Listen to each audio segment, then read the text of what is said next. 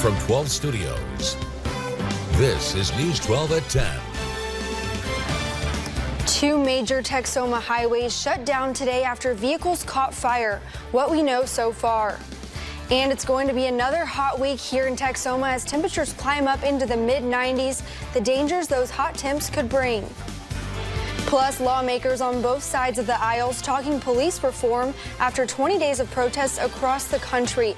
The changes they're discussing in the newly released video from George Floyd's deadly encounter with police. Welcome to News 12 at 10. I'm Braylee McCoy. The northbound lanes of Interstate 35 came to a standstill in Ardmore this evening after two different crashes. The first happened around 8 p.m. near exit 29 in Ardmore when a car crashed and caught fire. Around 40 minutes later, troopers say multiple vehicles crashed just 3 miles south of the fire at mile marker 25. All lanes are now back open and no word yet on what caused those crashes or if anyone was injured. The northbound lanes of Highway 75 are back open after a semi caught fire in Sherman earlier today. Video sent in by a viewer shows smoke coming from the truck just a few seconds after it crashed. It happened around 11:30 this morning at the overpass with Highway 56. Northbound traffic was diverted to the Park Street exit for several hours. Police say it started with a high-centered semi-truck and there were minor injuries involved. And that area will have another road closure this week as crews demolish part of the Pecan Street pedestrian bridge. The northbound frontage road and right lane of the highway will close from Lamar to Washington Street beginning at 7:30 p.m. tomorrow.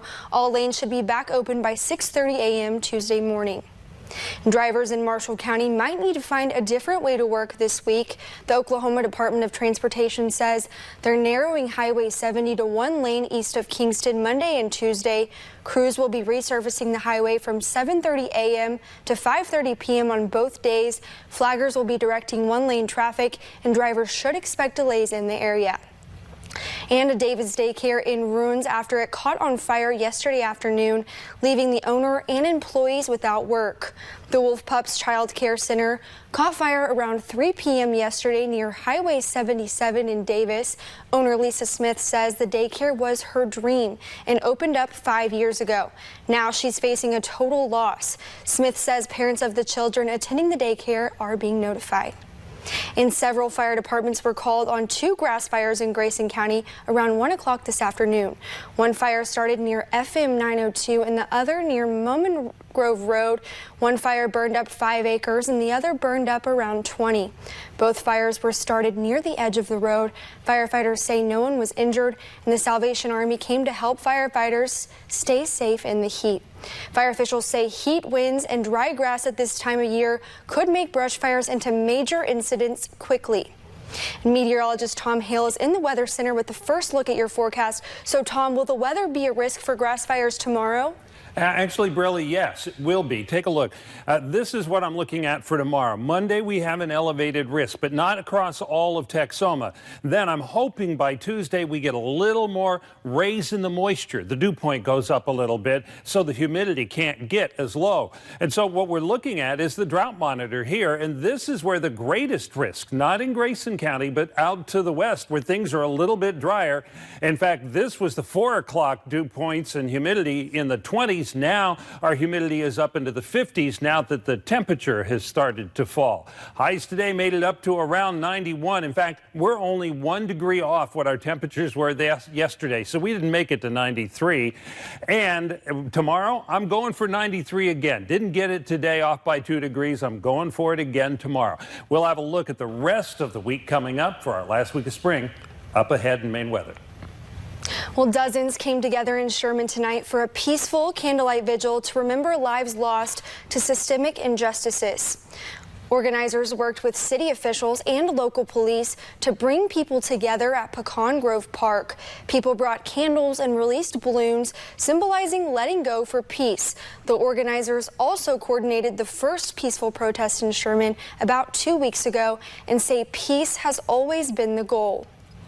Half the world's already in flames, and we don't have to burn anything down to get the point across. Well, those organizers say there will be more events coming up. About 200 people gathered for a peaceful protest in Bonham today. It started at the Bethlehem Baptist Church and ended up at the Bonham Police Department. Organizers called it a pray test and say they came together in prayer and worship to pray for unity and justice. Today's protest was the first in Fannin County to date. And protesters are back at a Wendy's restaurant in Atlanta tonight, where RAYSHARD Brooks was killed by a police officer. Atlanta police released body cam footage that led up to the shooting, and it comes amid nationwide demonstrations and the release of a new video showing George Floyd's fatal encounter with police.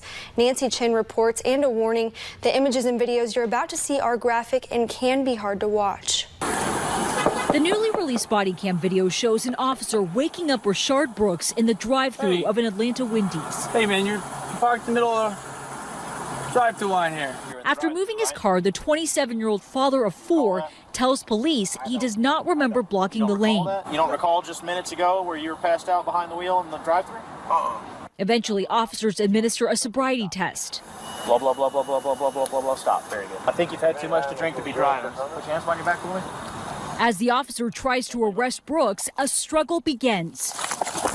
The Georgia Bureau of Investigation says this surveillance video shows Brooks taking off with an officer's taser just before now fired Officer Garrett Rolfe shoots him. Later, protesters squared off against riot police, torching the Wendy's.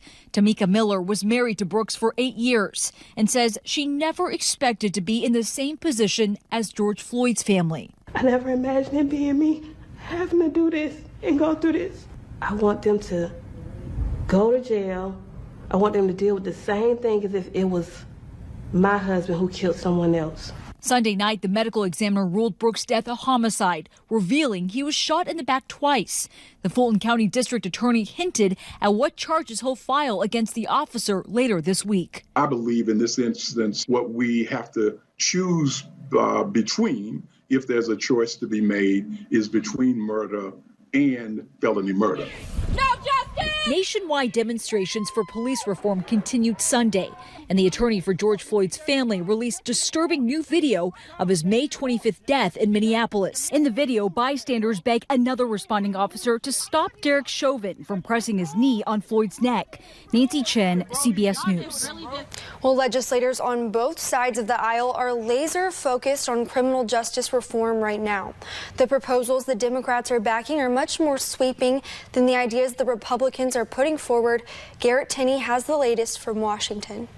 There's a lot of consensus on Capitol Hill that Congress needs to address criminal justice reform. So the question appears to be, how far will these changes go? Senator Tim Scott is leading the GOP's effort on criminal justice reform, and he has laid out 3 major items the Senate's legislation will include: increasing police training to minimize racial bias and emphasize de-escalation tactics, drastically expand information sharing on cases of officer-involved violence by having every state and local law enforcement agency share their data with the FBI, and making it easier to remove officers who have a pattern of misbehavior. If we do it right, I think we can reduce the number of times that we're dealing with misconduct on the police departments. If we don't do it right, then we'll have the same situation where there is no law. We can do better than that as a nation, and we will. There is some consensus on those items Senator Scott outlined, but Democrats want to go much further by implementing a nationwide ban on the use of chokeholds by officers, eliminating the use of no-knock warrants in drug cases like the one that resulted in the death of Breonna Taylor,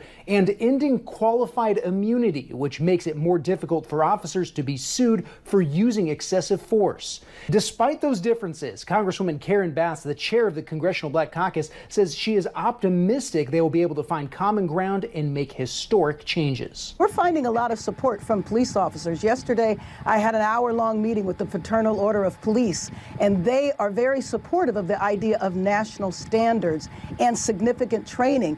You should be accredited to be a police officer. Any profession that allows you to use lethal force, there should be very significant training. While Congress is working on its proposals, President Trump is expected to take action of his own this next week with an executive order addressing police reform. In Washington, I'm Garrett Tenney, Fox News.